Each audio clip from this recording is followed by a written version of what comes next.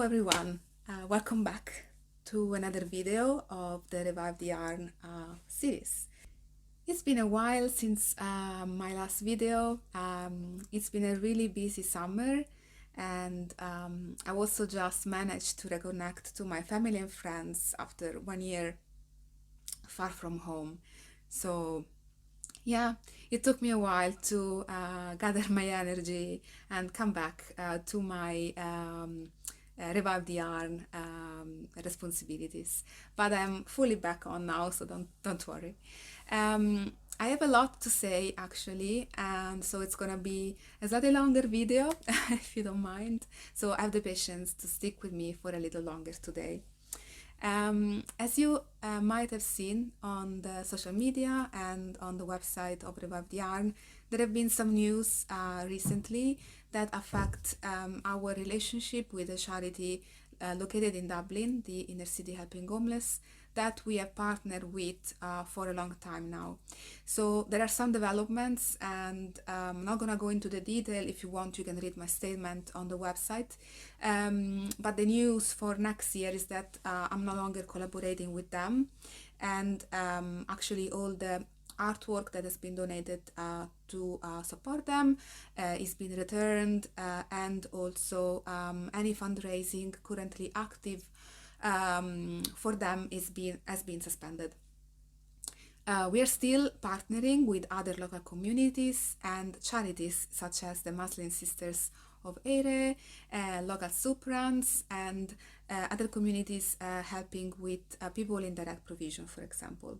So all your donations are still very welcome, and as usual, you can donate yarn or you can donate knitted or crocheted items. There are some requirements both for yarn and finished donations that you can find on the website revivetheyarn.com, or you can contact me, Elisabetta, with an email at revivetheyarn@gmail.com. I will also give you the instructions on how to post the donations to our collection points. So yeah, just drop me a message and I'm here for you. I have a lot of people to thank, and I have a super long list that I had to write down because I've received a lot of support in the past months. Many people got so busy during the summer and the lockdown, and I received a lot of exquisite donations that I can't wait to show you. In particular, I need to thank these people, so bear with me. It's Amy, Carol, Una, Emer, Mary, Simran, Ide, Nikki, the Mayo Group managed by Una, Noreen, Maureen, Peggy, Nancy, and Rosemary from the Constant Knitter, and Elizabeth.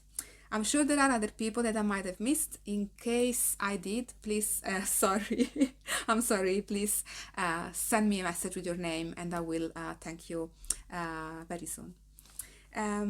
So I mentioned Rosemary here. As you may know, the Constant Knitter, which is our local yarn store here in Dublin, is closed now. So Rosemary has finally managed to retire. So I wish her the very best for her future, and I can't wait to meet her again for tea and some knitting in company. So Rosemary donated some of the samples of the shop that were in beautiful condition, as well as some yarn. So it was really, really nice from her, and she's always been supporting us forever. So yeah, I mean, all my love goes out to Rosemary for this milestone in her life at the moment. The Mayo Group is a significant part of Revive the Yarn. We have started an amazing relationship via two people that I extremely love here in Dublin, who are Una and Noreen. So they receive yarn from me regularly, and after a few months, they give me back a huge amount of donations with different styles, and they are always perfect. And the level of care that they put into the donations really, really is amazing. Like, I don't know, it's just brilliant.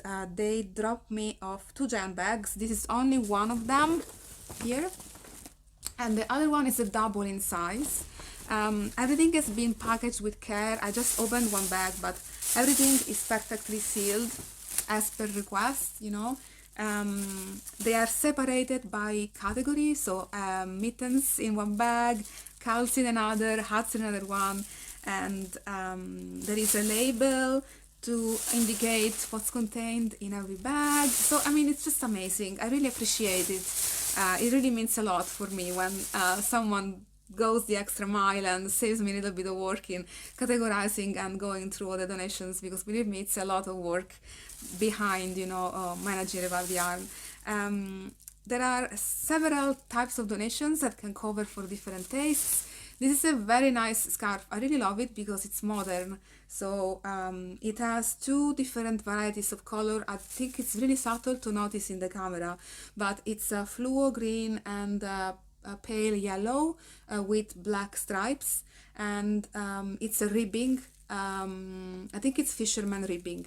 It's really, really soft. It's pure wool and not scratchy at all, and it can suit both an adult and a teenager, so it's really lovely.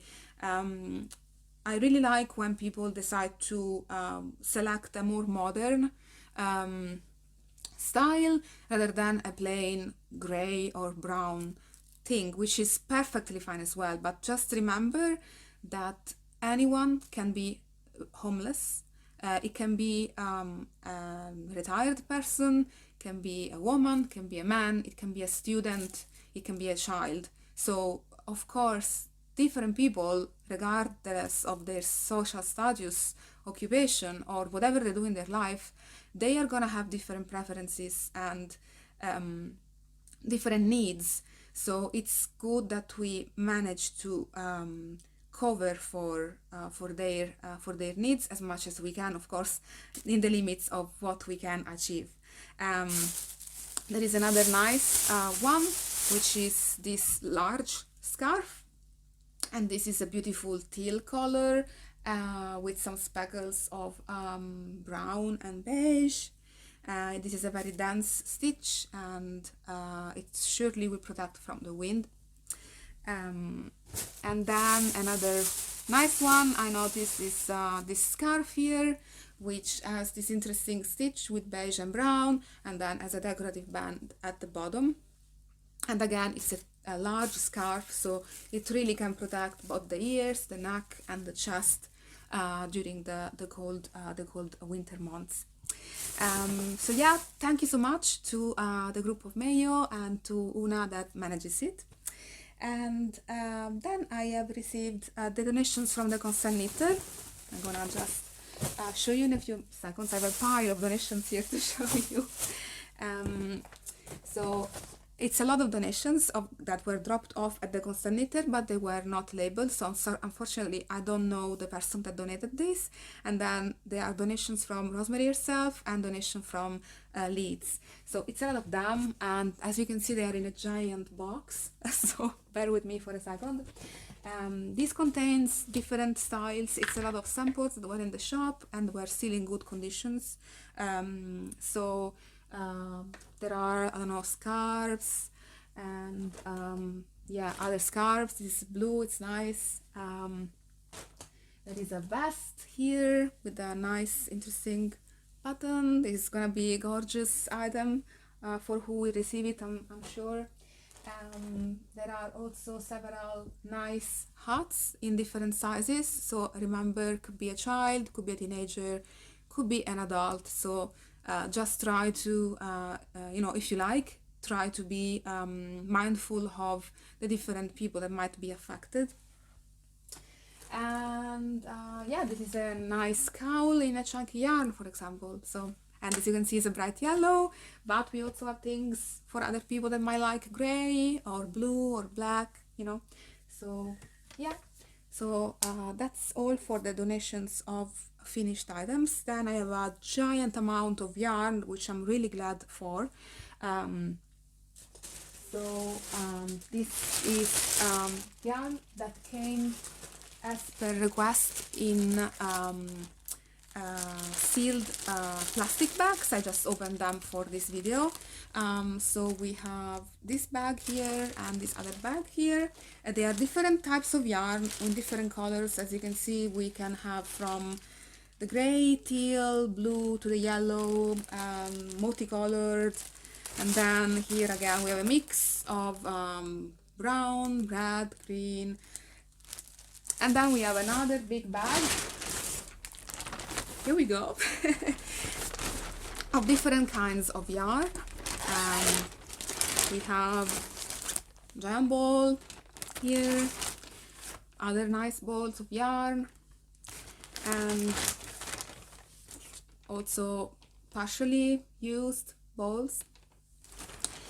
So thank you to everyone that donated. This is really gonna be helpful, and it's gonna definitely be a good kickoff for this season of volunteering.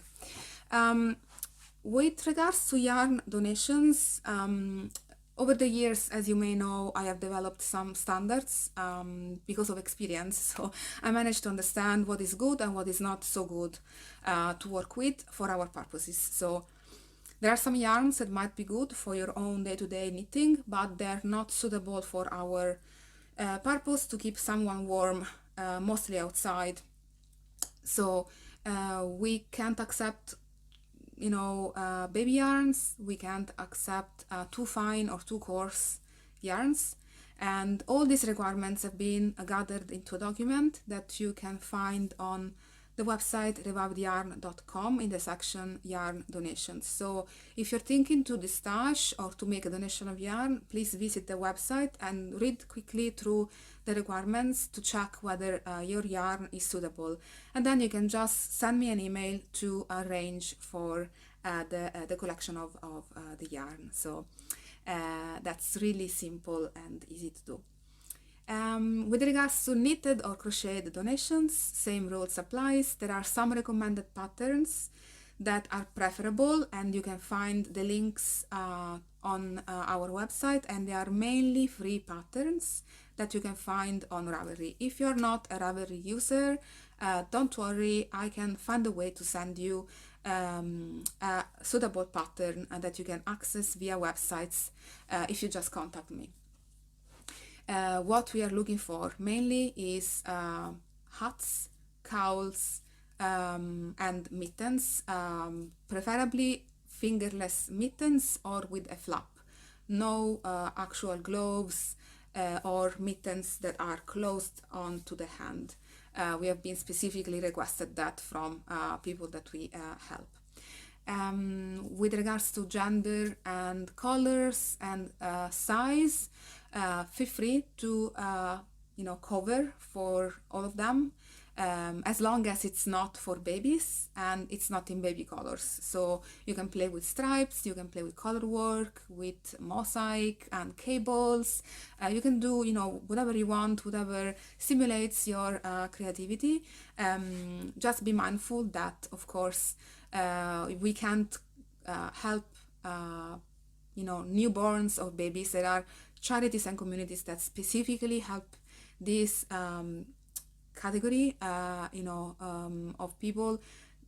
Families with newborns, of course, will have different needs, and there are specific requirements for them. So unfortunately I can't support this specifically, but I can definitely direct your donations towards families with children, teenagers, and adults. So for that reason, I try to contact different communities and charities to donate your knitted and crocheted items.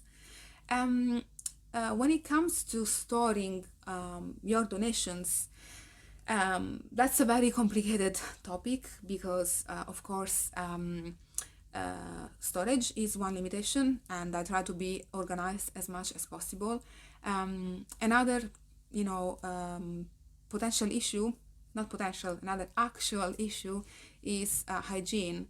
So even if you check for them, and I please invite you to do, sometimes it's impossible to know exactly if the yarn or the donation accidentally contains moths or eggs or whatever else can grow in there.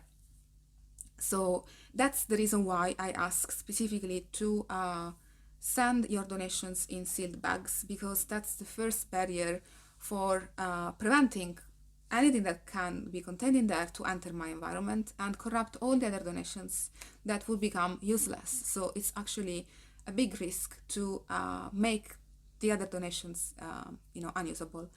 I have a process to help myself with this. So what I do is that usually I quarantine the donations for at least 2 to 3 weeks. This means that I preserve the donations from a stock, from the same person or the same batch into a clear plastic bag that is completely sealed. And I would put inside the bag some materials that would kill the moths or the eggs or the larvae that are potentially creating an infestation, which I'm not aware of.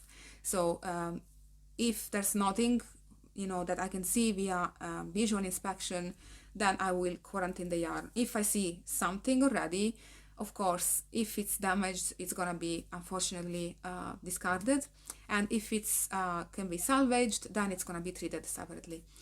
So whenever I quarantine the yarn, as I was saying, all the donations, I will put everything into a sealed plastic bag with a tag, the date, and I will add into the package some thing that will kill potentially the moths or keep them away. So there is a brand named Raid that manufactures papers. It usually comes in a what's the name, in a purple paper tag. I can't find it here, but there is also another tool, which is this one. This is usually used in the wardrobes, but it's perfectly fine for using it in your yarn storage or knitwear storage. And it's a gel pocket that you can hang in your wardrobe or put into your box of stash, being careful to not have it in contact with any garments or yarn. And this gel releases an agent that kills the moths or the eggs, and it releases a nice scent of cedar wood. Cedar wood is a very strong scent for moths and usually keeps them away. So this is actually a sort of intervention. So if there are infestations, this is the way that I would treat that. And alternatively, the method that I consistently use to store my donations and has always proved to be efficient is to use deterrents for moths to lay eggs or to even get in contact with the yarn or the knitted items. So I actually buy this in Italy or on Amazon IT. I'm sure there are equivalent solutions that you can find in Ireland or in your own country.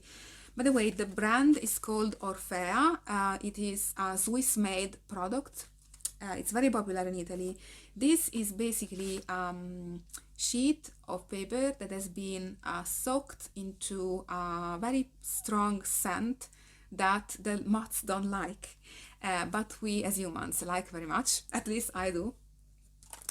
It comes in different scents. Each box costs maybe 2 or 3 euro, at least where I buy it, and it goes a long way. It's 12 pieces of paper. It doesn't stain, it doesn't interfere with your garments at all, and it contains this strong scent that lasts for at least 3 months. So, it's really, really useful. This is lavender, the purple one. Then we have, this is cedar wood, and this is bergamotto, which is a type of citrus.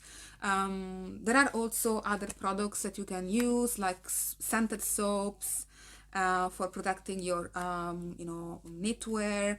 And there are also other scents like mixed flowers and patchouli. So, there's one for every preferences.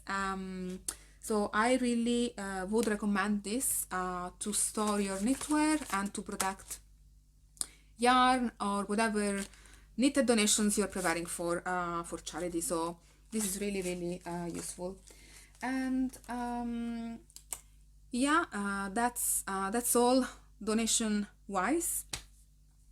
After the constant knitter closed, of course, we lost our main aggregation center and also center for dropping donations.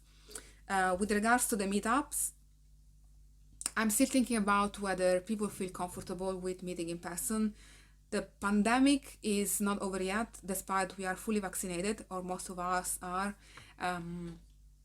But we are still at risk, especially some older people might be at higher risk to getting in contact with COVID-19. So I don't want to expose anyone to unnecessary risk of being infected.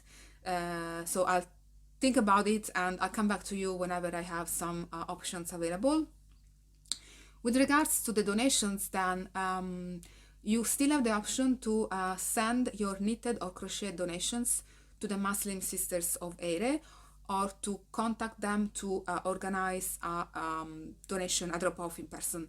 The general rule is that you need to contact me first to arrange the donation, to understand if you can donate your items, and to get the instructions on how to donate. So please drop me a message on revivedyarn@gmail.com to be sure that everything is put in place for your donation to be correctly delivered. Similarly, for the donations of yarn, you can email me and you can either arrange to meet me with the least contact possible and social distancing and whatsoever, or you can post the donations as well. So I'm gonna give you the address and the instructions to do so as well. And for this, we are partnering with our good friends at the Third Space in Smithfield, which have once again offered their support to be our collection point for the donations of yarn.